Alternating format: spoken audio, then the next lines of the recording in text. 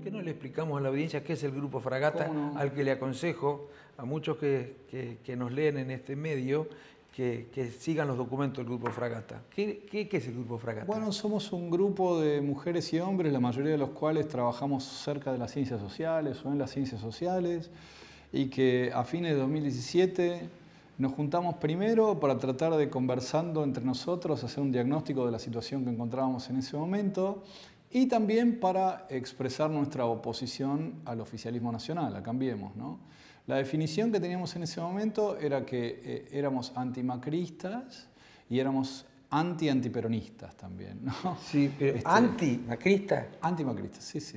Sí, era un grupo... ¿Te parece que ser anti? Sí, opositor al gobierno, sí. Bueno, eso, opositor es una la oposición al gobierno, no anti en un sentido irreflexivo. Por ejemplo, el populismo, que habría que ver qué es depende de qué es lo que se entienda, pero hay una acepción que puedo compartir como acusación, ¿no? Cuando uso la palabra.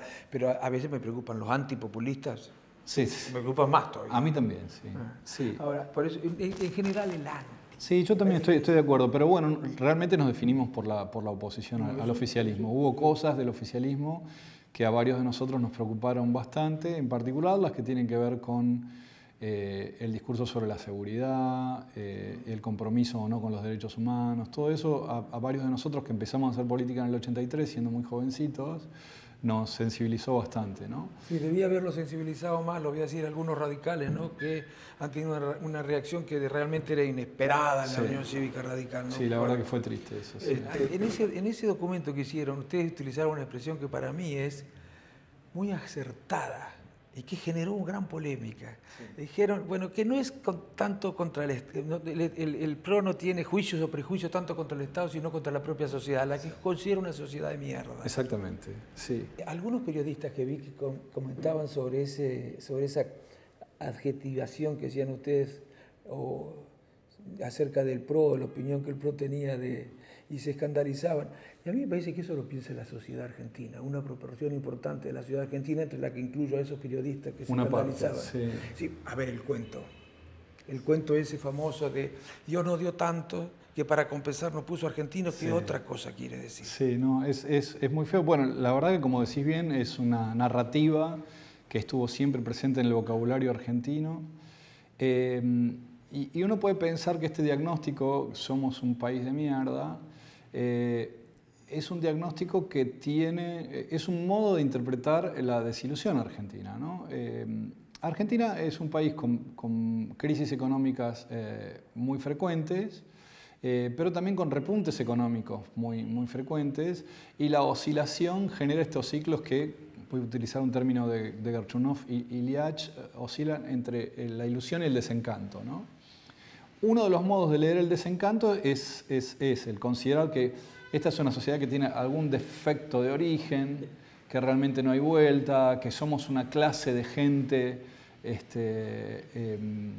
con algún problema moral, pero moral en un sentido profundo, ¿no? Que gente que entendemos mal intencionados, que gestionamos mal los vínculos entre nosotros, que hay algún defecto en la estructura social argentina que hay que corregir, en las organizaciones políticas argentinas. ¿No es clasista esa visión que se tiene de la sociedad? Yo creo que es muy clasista. Para el caso de algunos funcionarios del gobierno de Cambiemos, expresa la convicción de que ellos son una especie de excepción en una isla de desaciertos, ¿no? O sea, ellos son los tipos que en realidad muy talentosos que les tocó el país equivocado, ¿no? Ahora en la sociedad también, la clase media piensa que nosotros somos... Una parte, creo que no. Una parte, creo que sí, una parte piensa eso. Y yo creo que eso es un problema, ¿no? Que es muy importante reconocer que somos un país con problemas, pero somos un país también con una historia política y social rica, que la protección, por ejemplo, al trabajo que existe en la Argentina es excepcional en la América Latina,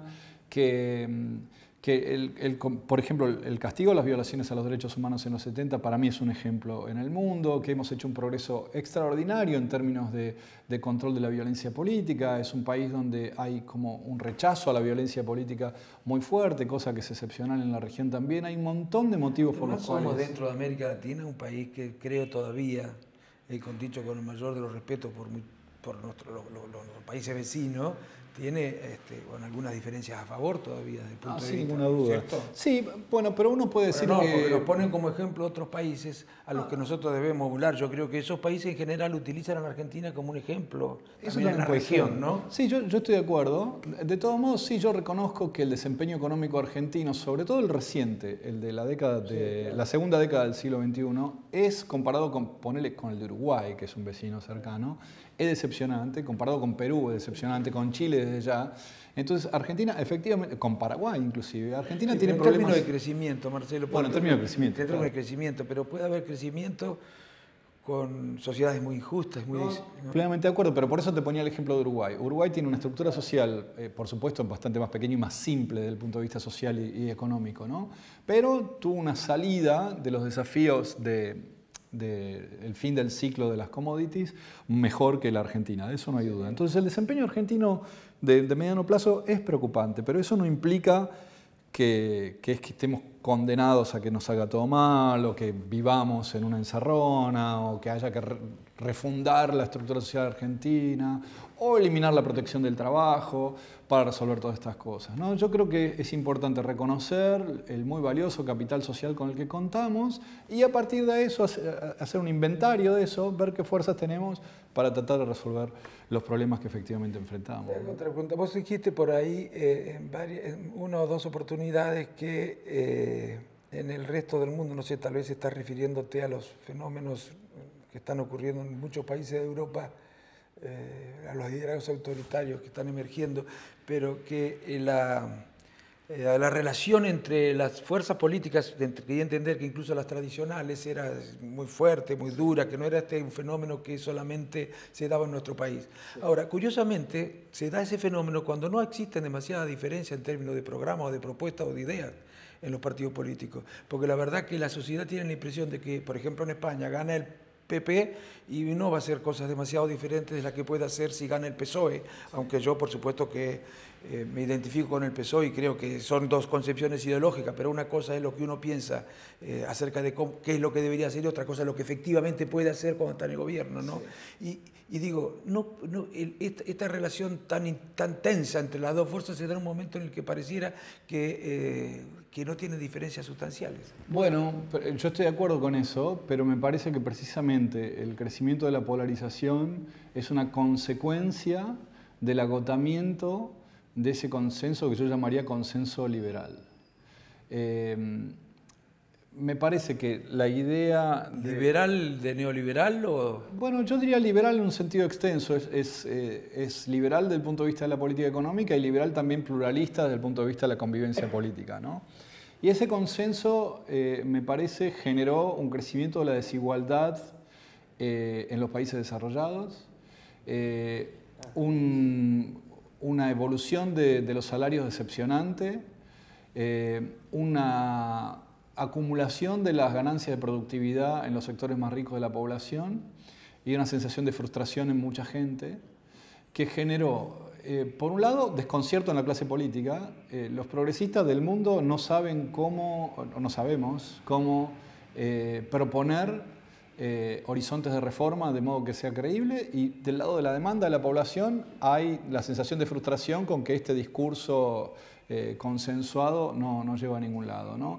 Esa incongruencia entre una demanda de cosas nuevas y representantes que no pueden articular esa demanda genera condiciones para que aparezcan discursos extremos o gente que propone soluciones fáciles o gente que activa las fobias, los odios y genera entonces los enfrentamientos que estamos viendo, ¿no? Me parece que es un síntoma de un problema de representación serio. Sí, en la Europa...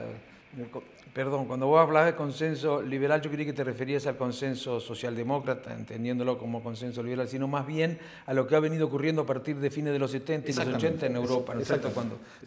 Así como en la posguerra, los partidos de centro-derecha no tenían más remedio que aplicar políticas socialdemócratas, hoy parece que los partidos socialdemócratas no tienen más remedio que aplicar políticas liberales. Estamos de acuerdo. ¿No es cierto? Bueno, esta incapacidad de la política y del campo del pensamiento también para encontrarle la vuelta a las restricciones que le impone la política, la globalización, la revolución tecnológica, la caída del muro de Berlín, etcétera, etcétera, es uno de los problemas que genera la aparición de estos liderazgos. Ahora te voy a decir, En Brasil se manifestó, en Estados Unidos también. Yo no sé si alguien pensaba 3 años antes de Trump que podía aparecer un Trump.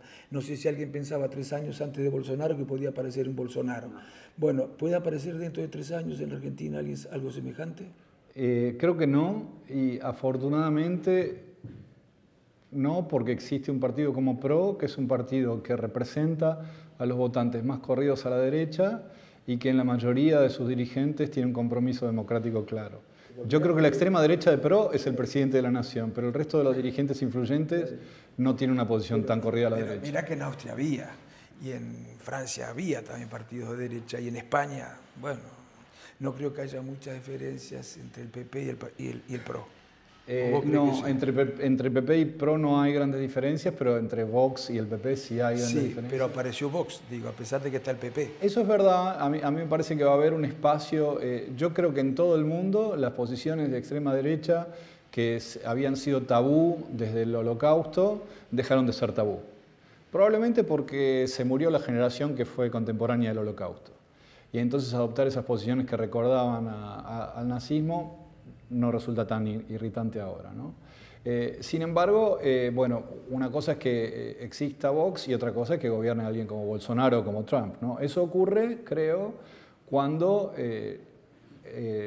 se abre un espacio para que entren líderes de esa naturaleza, ¿no? Que se abrió por distintos motivos en Estados Unidos y en Brasil, pero que en ambos casos representan cosas parecidas. Fíjate qué curioso, porque en España, por ejemplo, Podemos dice que no había aparecido hasta ahora un liderazgo como los del Frente Nacional o como de Alternativa Federal, Alternativa para Alemania, o los de Holanda o Italia, porque existía un partido de centro-izquierda. Nosotros tenemos que decir, o un partido más a la izquierda, nosotros tenemos que decir, acá en Argentina no hay ese riesgo porque existe un partido de derecha, sí, ¿no? Sí, a mí me parece importante que los votantes de derecha encuentren que tienen una opción fuerte y entonces no le presten atención a quienes quieran correr por derecha a la derecha, digamos así. Bueno, Marcelo, te agradezco en serio de nuevo otra vez por tu Gracias. generosidad. Gracias Para a vos. nosotros es muy importante que hayas aceptado venir a un vehículo de comunicación tan modesto como el nuestro. Estoy muy Muchísimas contento de gracias, esta charla. Marcelo. Gracias a vos.